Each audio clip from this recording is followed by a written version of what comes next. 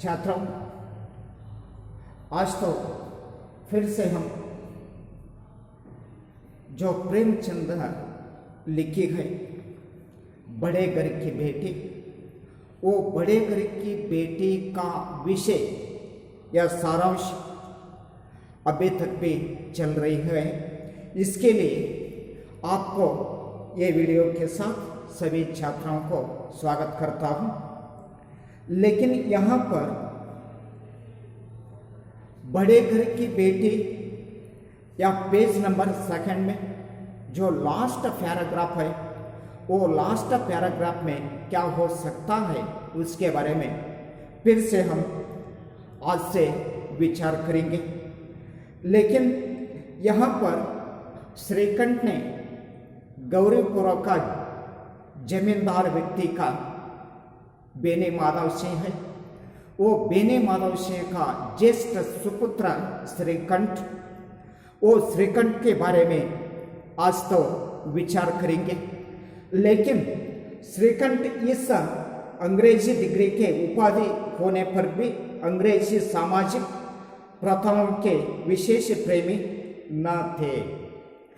यहाँ पर श्रीकंठ ने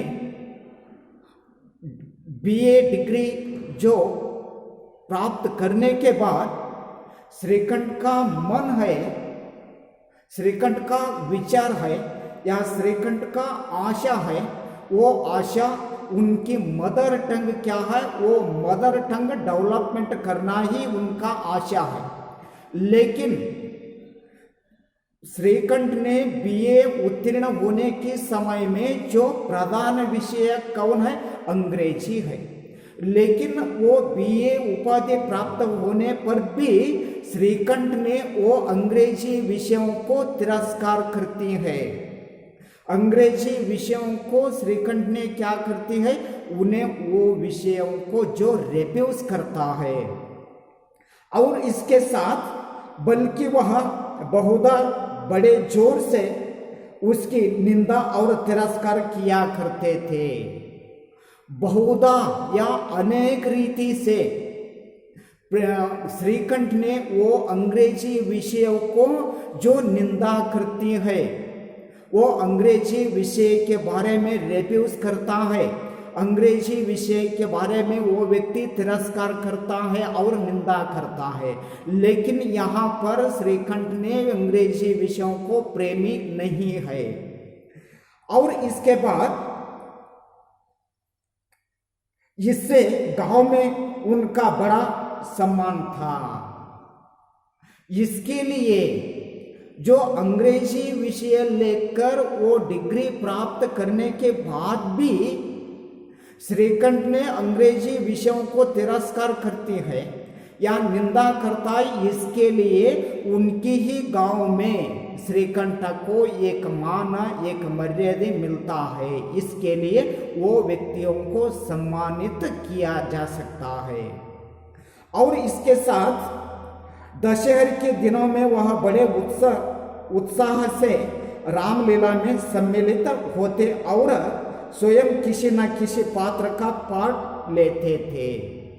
दशहरे समय में या दसरा में रामलीला उत्सव उनके गांव में हो सकता है। वो रामलीला उत्सव में जो ड्रामा अभिनय करने का मौका मिलता है। दशहरे के समय में, दशहरे कहे तो दसरा महोत्सव, दसरा महोत्सव में रामलीला उत्सव हो सकता है। रामलीला उत्सव में कोई ना कोई वहाँ पर नाटक अभिनय किया जा सकती है। वो नाटक में एक ना एक पात्र लेकर अभिनय करता है। कौन? श्रीकंठ। इसकी तरफ से श्रीकंठ के मन में जो उनका मदर टंग है, वो मदर टंग का जो प्रेमी है।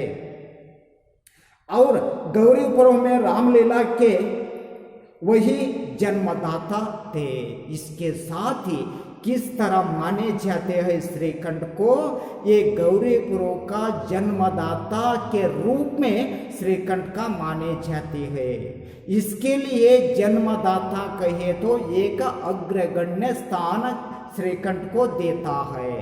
श्रीकंठ ने जो उनका लैंग्वेज है, उनका मदर टंग है, उनकी भाषा है, वो भाषा क्या है? वो भाषा का प्रेमी है, लेकिन अंग्रेजी भाषा का प्रेमी नहीं है। इसके लिए गौरीपुरों का जो सभी लोगों ने श्रीकंठ को जन्मदाता के रूप में जो स्थान देता है। प्राचीन हिंदू सभ्यता का गुणगान उनकी धर्म कथा का प्रधान अंग है। जो प्राचीन काल में हिंदुओं का जो सभ्यता है और वो गुणगान है और वो रीति नीति है, वो रीति नीति या सभ्यता गुणगान के बारे में जो श्रीकंठ ने विशेष प्राधान्यता देता है। और सम्मिलित कुटुंब तो वह एकमात्र उपासक थे। आगे चलकर सम्मिलित कुटुंब इसका अर्थ क्या है? सम्मिलित कुटुंब सभी व्यक्तियों ने मिलजुल कर रहना ही चाहिए। उनके बाप, उनके दाद, उनके माँ, उनके भैया, ससुरास और सास और देवर, ये सभी व्यक्तियों को जो मिलजुल कर रहता है वो कुटुंब को हमें सम्मिलित कुटुंब कहा जा सकता है। सम्मिलित कुटुंब का जो उपासक कौन है? सम्मिलित कुटुंब का उपासक श्रीकंठ है। सम्मिलित कुटुंब को जो प्राधान्यता देती है। और यहाँ पर प्रधान अंग था सम्मिलित कुटुंब, तो वह उपासक थे।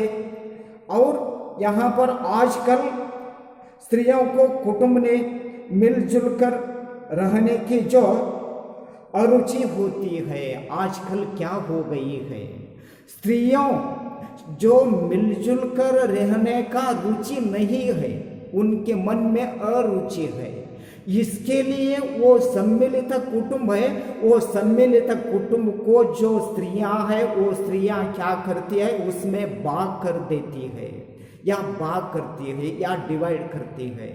या डिवाइड करने का जो स्वभाव है, मिलजुल कर रहने का रुचि न है, या उनके मन में अरुचि है। उसी वह जाति और देश दोनों के लिए हानिकारक समझते थे। इसके लिए जो सम्मिलित कुटुंब डिवाइड होता है, वहां पर जाति और समाज को जो कंटक मिलता है। और यही कारण था कि गांव की ललनाई उसकी निंदक थी। जो गांव का जो ललनाई है, गांव का ललनाई कहे तो यहाँ पर रमणीय, जो गांव का आशा है, जो गांव का डेवलपमेंट का स्थिति है, वो डेवलपमेंट का स्थिति कुंठित हो सकता है। इसके लिए श्रीकंठ ने श्रीकंठ ने वो विभक्त कुटुंब को क्या करती है? तिरस्कार करता है। कोई तो उन्हें अपना शत्रु समझने में भी संकोच न करते थे। कोई ना कोई व्यक्ति जो विभक्त कुटुंब को किस तरह मानते हैं? शत्रु के रूप में मानते हैं।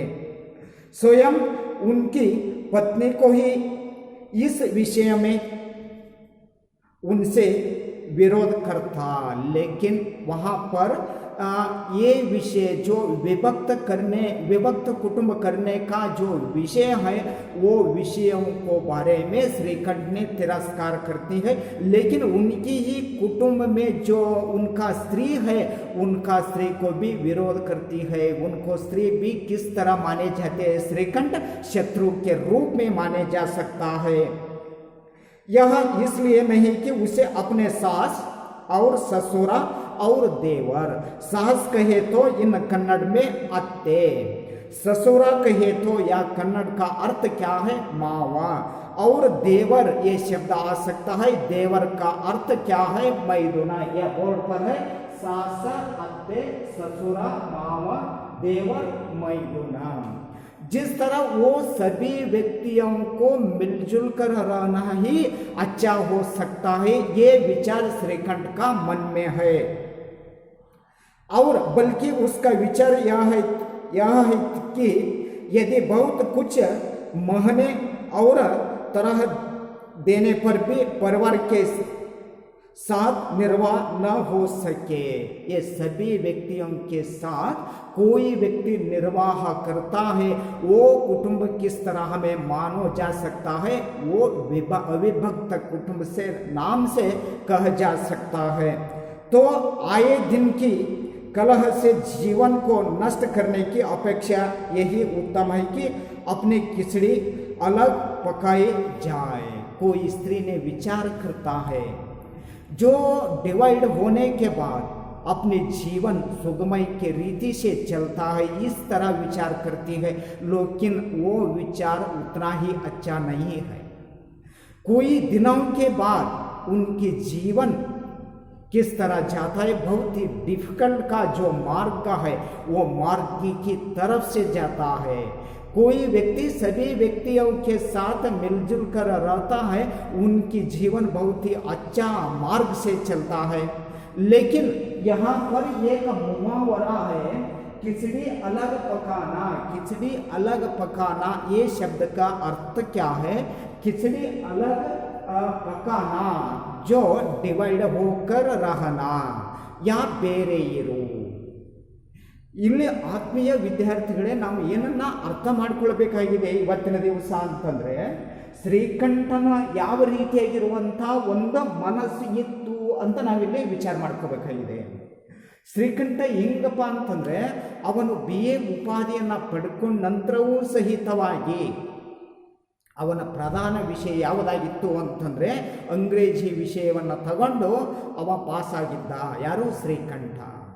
ಆದರೆ ಅವನ ಮನಸ್ಸಿನಲ್ಲಿರುವಂತಹ ವಿಚಾರಗಳು ಹೆಂಗಿದ್ದು ಅಂತಂದರೆ, ಯಾವಾಗಲೂ ಆ ಅಂಗ್ರೇಜಿ ಭಾಷೆಗೆ, ಇಂಗ್ಲೀಷ್ ಭಾಷೆಗೆ ಒಂದು ರೀತಿಯಿಂದ ತಿರಸ್ಕಾರ ಭಾವನೆಯಿಂದ ಕಾಣ್ತಾ ಇದ್ದ ಅವನು। ಅದಕ್ಕೆ ಪ್ರಚೋದನೆ ಅಂತಕ್ಕಂಥದ್ದು, ಆ ವಿಷಯಕ್ಕೆ ಸಪೋರ್ಟ್ ಅನ್ನುವಂಥದ್ದು ಅವನ ಕೊಡ್ತಾ ಇರಲಿಲ್ಲ। ಅದಕ್ಕೋಸ್ಕರ ಆ ಸಮಾಜದಲ್ಲಿ ಅವನಿಗೇನಿತ್ತು ಅಂತಂದರೆ, ಒಂದು ಮಾನ ಮರ್ಯಾದೆ ಅನ್ನುವಂಥದ್ದು ದೊರೀತಾ ಇತ್ತು। ಏಕೆ ಅಂತಂದರೆ ಅವನ ತನ್ನ ಸ್ವಂತ ಭಾಷೆ ಏನಿದೆ ಆ ಭಾಷೆಗೆ ಒಂದು ಪ್ರಾಧಾನ್ಯತೆ ಅನ್ನುವಂಥದ್ದು ಕೊಡ್ತಾ ಇದ್ದ। ಜೊತೆಗೆ ಈ ಹಿಂದೂ ಅಂತ ತೆಗೆದುಕೊಂಡಾಗ ಇದರ ರೀತಿ ನೀತಿಗಳೇನದವಲ್ಲ, ಇದರ ಗುಣಗಾನಗಳೇನದವಲ್ಲ, ಇದರ ಕೆಲವೊಂದು ವೈಶಿಷ್ಟ್ಯತೆಗಳು ಏನದವಲ್ಲ, ಆ ವೈಶಿಷ್ಟ್ಯತೆಗಳನ್ನು, ರೀತಿ ನೀತಿಗಳನ್ನು ಪರಿಪಾಲಿಸಿಕೊಂಡು ಯಾರು ಬರ್ತಾ ಇದ್ರು ಅಂತಂದರೆ ಶ್ರೀಕಂಠ ಅದನ್ನು ಪಾಲನೆ ಮಾಡ್ಕೊಂತ ಬರ್ತಾ ಇದ್ದ। ಆ ಊರಲ್ಲಿ ಏನಾಗ್ತಿತ್ತು ಅಂತಂದರೆ, ಗೌರಿಪುರದಲ್ಲಿ ದಶಹರಿ ಅಂತಕ್ಕಂಥದ್ದು ಬರುತ್ತೆ, ಅಂದರೆ ದಸರಾ ಮಹೋತ್ಸವ ಅಂತ ಕರೀತಾ ಇದ್ದೀವಿ। ದಸರಾ ಮಹೋತ್ಸವದಲ್ಲಿ ರಾಮಲೀಲಾ ಉತ್ಸವ ಅನ್ನುವಂಥದ್ದು ಬಹು ವಿಜೃಂಭಣೆಯಿಂದ ಜರುಗ್ತಾ ಇದೆ। ಆ ರಾಮಲೀಲಾ ಉತ್ಸವದಲ್ಲಿ ನಾಟಕಗಳನ್ನು ಅಭಿನಯ ಮಾಡ್ತಾ ಇದ್ರು, ನಾಟಕಗಳನ್ನು ಆಡ್ತಾ ಇದ್ರು। ನಾಟಕಗಳನ್ನು ಆಡುವಂಥ ಸಂದರ್ಭದಲ್ಲಿ ಇವನು ಅಂದರೆ ಈ ಶ್ರೀಕಂಠನು ಸ್ವತಃ ಭಾಗಿಯಾಗ್ತಾ ಇದ್ದ। ಅದರಲ್ಲಿ ಕೆಲವೊಂದು ಪಾತ್ರವನ್ನು ತಗೊಂಡು ಅಲ್ಲಿ ಏನು ಮಾಡ್ತಿದ್ದ ಅಂತಂದರೆ ಪ್ರವೇಶವನ್ನು ಮಾಡ್ತಾ ಇದ್ದ, ಅಭಿನಯವನ್ನು ಮಾಡ್ತಾ ಇದ್ದ ಅನ್ನುವಂಥದ್ದು ನಾವೇನು ಮಾಡ್ತೀವಿ ಅಂತಂದರೆ ಅರ್ಥ ಮಾಡ್ಕೊಳ್ತೀವಿ। ಇಂಥ ಒಂದು ಇರುವಂಥ ಸಂದರ್ಭದಲ್ಲಿ ನಾವು ಇನ್ನೂ ಏನು ಅರ್ಥ ಮಾಡ್ಕೊಳ್ಬೇಕಾಗಿದೆ ಅಂತಂದರೆ, ಈ ವ್ಯಕ್ತಿ ಯಾರು ಶ್ರೀಕಂಠ ಅನ್ನುವಂಥ ಏನು ವ್ಯಕ್ತಿ ಅದಾನಲ್ಲ, ಇವನು ಯಾವುದಕ್ಕೆ ಒಂದು ಪ್ರಾಧಾನ್ಯತೆಯನ್ನು ಕೊಡ್ತಾ ಇದ್ದ ಅಂತಂದರೆ, ಸಮ್ಮಿಳಿತ ಕುಟುಂಬ ಅಂತ ಬರುತ್ತೆ। ಅಂದರೆ ಕುಟುಂಬದಲ್ಲಿ ನಾವು ಎರಡು ಭಾಗಗಳನ್ನಾಗಿ ಮಾಡ್ಕೊಳ್ತೀವಿ। ಕುಟುಂಬದಲ್ಲಿ ಎರಡು ಭಾಗಗಳು ಯಾವುವು ಅಂತಂದರೆ, ಒಂದು ವಿಭಕ್ತ ಕುಟುಂಬ ಅಂತ ಕರಿತೀವಿ, ಇನ್ನೊಂದು ಅವಿಭಕ್ತ ಕುಟುಂಬ ಅಂತ ಕರಿತಾ ಇದ್ದೀವಿ। ವಿಭಕ್ತ ಕುಟುಂಬ ಅಂತಂದರೆ ಎಲ್ಲರೂ ಕೂಡಿಕೊಂಡು ಇರದೇ ಮದುವೆ ಆದ ದಿವಸವೇ ಏನು ಮಾಡೋದು ಅಂದರೆ ಡಿವೈಡ್ ಆಗಿ ಹೋಗಿಬಿಡೋದು, ಬೇರೆ ಬೇರೆ ಆಗಿಬಿಡೋದು। ಅವ್ರವ್ರ ಧರ್ಮ ಪತ್ನಿಯನ್ನು ಕರ್ಕೊಂಡು ಅವ್ರವ್ರ ಮನೆಯವ್ರಿಗೆ ಕರ್ಕೊಂಡು ಏನು ಮಾಡಿಬಿಡೋದಪ್ಪ ಅಂದ್ರೆ ತಾಯಿ ತಂದೆ ಜೋಡಿ ಜಗಳ ತೆಗೆದು ಬೇರೆ ಆಗಿಬಿಡೋದು, ಅದು ವಿಭಕ್ತ ಕುಟುಂಬ। ಅಲ್ಲಿ ಏನಾಗುತ್ತೆ, ಪರಸ್ಪರವಾಗಿರ್ತಕ್ಕಂಥ ಆಂತರಿಕ ಕಲಹಗಳು ಉದ್ಭವ ಆಗ್ತವ। ಈ ಆಂತರಿಕ ಕಲಹಗಳು ಉದ್ಭವ ಆಗಿ ನಾವು ಬೇರೆ ಇರುವುದರಿಂದ ಸಮಾಜದ ಮೇಲೆ ಏನಾಗುತ್ತೆ, ಒಂದು ರೀತಿಯಿಂದ ಕಂಟಕದ ಪ್ರಭಾವವನ್ನು ಬೀರ್ತಾ ಇದೆ, ಸಮಾಜದ ಮೇಲೆ ಪ್ರಭಾವವನ್ನು ಬೀರ್ತಾ ಇದೆ ಅಂತ ಅರ್ಥ ಮಾಡಿಕೊಂಡು ಶ್ರೀಕಂಠ ಏನು ಮಾಡ್ತಿದ್ದಪ್ಪ ಅಂದ್ರೆ, ಈ ಸಮ್ಮಿಳಿತ ಕುಟುಂಬ ಅಂತ ಏನು ಕರಿತೀವಿ, ಅವಿಭಕ್ತ ಕುಟುಂಬ ಅಂತ ಏನು ಹೇಳ್ತೀವಲ್ಲ, ಅವಿಭಕ್ತ ಕುಟುಂಬಕ್ಕೆ ಒಂದು ರೀತಿಯಿಂದ ಸಪೋರ್ಟನ್ನು ಮಾಡ್ತಾ ಇದ್ದ। ಅಷ್ಟು ಅಲ್ಲದೆ ಈ ಅವಿಭಕ್ತ ಕುಟುಂಬದಲ್ಲಿ ಇರುವಂತಹ ಏನು ಸ್ತ್ರೀಯರದಾರಲ್ಲ ಅವರಿಗೆ ಪ್ರಾಧಾನ್ಯತೆ ಅನ್ನುವಂಥದ್ದು ಕೊಡ್ತಾ ಇದ್ದ। ಜೊತೆಗೆ ಆ ವಿಭಕ್ತ ಕುಟುಂಬದಲ್ಲಿರ್ತಕ್ಕಂಥ ಸ್ತ್ರೀಯರು ಒಂದು ರೀತಿಯಿಂದ ಅವನ ಕಡಿಮೆ ದೃಷ್ಟಿಯಲ್ಲಿ ನೋಡ್ತಾ ಇದ್ದ ಅಂತ ಹೇಳ್ಬೋದು. ಅವರಿಗೆ ತಿಳಿಸಿ ಹೇಳ್ತಿದ್ದ, ಈ ರೀತಿಯಾಗಿರುವಂಥ ರೀತಿಯಲ್ಲಿ ನೀವು ಇರಬಾರ್ದು, ಎಲ್ಲರೂ ಕೂಡ್ಕೊಂಡು ನೀವು ಇರಬೇಕು ಅನ್ನುವಂಥ ರೀತಿಯಲ್ಲಿ ಅವರಿಗೆ ತಿಳುವಳಿಕೆ ಅನ್ನುವಂಥದ್ದು ಕೊಡ್ತಾ ಇದ್ದ ಅಂತಂದರೆ, ಒಟ್ಟಿನಲ್ಲಿ ಶ್ರೀಕಂಠನ ಒಂದು ಭಾವನೆ ಹೆಂಗಿತ್ತು ಅಂತಂದರೆ, ಈ ಸಮಾಜವನ್ನು ಬೆಳೆಸಬೇಕು, ಸಮಾಜಕ್ಕೆ ಆಗುವಂಥ ತೊಂದರೆಗಳನ್ನು ನಿಭಾಯಿಸಬೇಕು, ಸಮಾಜವನ್ನು ಹಿಡ್ಕೊಂಡು ನಾವು ಹೋಗಬೇಕು ಅನ್ನುವಂಥ ಒಂದು ಭಾವನೆ ಯಾರಲ್ಲಿತ್ತು ಅಂತಂದರೆ ಈ ಶ್ರೀಕಂಠನಲ್ಲಿ ಇತ್ತು ಅಂತ ನಾವು ಇವತ್ತು ಅರ್ಥ ಮಾಡಿಕೊಳ್ಬೇಕಾಗಿದೆ. ಅದಕ್ಕೋಸ್ಕರವಾಗಿ ಈ ಒಂದು ಪರಿಚ್ಛೇದದಲ್ಲಿ ಶ್ರೀಕಂಠನ ಬಗ್ಗೆ ಇರುವಂಥ ಕೆಲವೊಂದು ಗುಣಗಳು ಯಾವ ರೀತಿಯಾಗಿದ್ದು ಅಂತ ಅರ್ಥ ಮಾಡ್ಕೊಂಡಿದ್ದೀವಿ. ಮುಂದಿನ ಅವಧಿಯಲ್ಲಿ ನಾವೇನು ಮಾಡ್ಕೊಳ್ಳೋಣ ಅಂತಂದರೆ ಇನ್ನೂ ಆ ವಿಷಯದಲ್ಲಿ ಏನಾಗುತ್ತೆ ಅಂತ ಅರ್ಥ ಮಾಡಿಕೊಳ್ಳೋಣ. ವಿದ್ಯಾರ್ಥಿಗಳೇ, ಇವತ್ತಿನ ಈ ಒಂದು ವಿಡಿಯೋದಲ್ಲಿ ತಮಗೇನಾದರೂ ಇನ್ನೂ ಡೌಟೆಡ್ಗಳು ಇದ್ದು ಅಂತಂದರೆ, ಸಂಶಯಗಳು ಇದ್ದು ಅಂತಂದರೆ ನೇರವಾಗಿ ತಾವೇನು ಮಾಡಬಹುದು ಅಂದರೆ ಕಮೆಂಟ್ ಬಾಕ್ಸ್ನಲ್ಲಿ ಅದನ್ನು ಬರೆದು ಹಾಕಿ ಅಥವಾ ನನ್ನ ನಂಬರಿಗೆ ತಾವು ನೇರವಾಗಿ ಕಾಲ್ ಮಾಡಿ ಆ ಸಮಸ್ಯೆಗಳನ್ನು ಪರಿಹರಿಸಿಕೊಳ್ಳಬಹುದು ಅಂತ ಅರ್ಥ ಮಾಡಿಕೊಂಡು ಈ ವಿಡಿಯೋಕ್ಕೆ ಇವತ್ತಿಗೆ ಸಮಾಪ್ತಿಯನ್ನು ಕೊಡ್ತಾ ಇದ್ದೀವಿ. ಧನ್ಯವಾದಗಳು.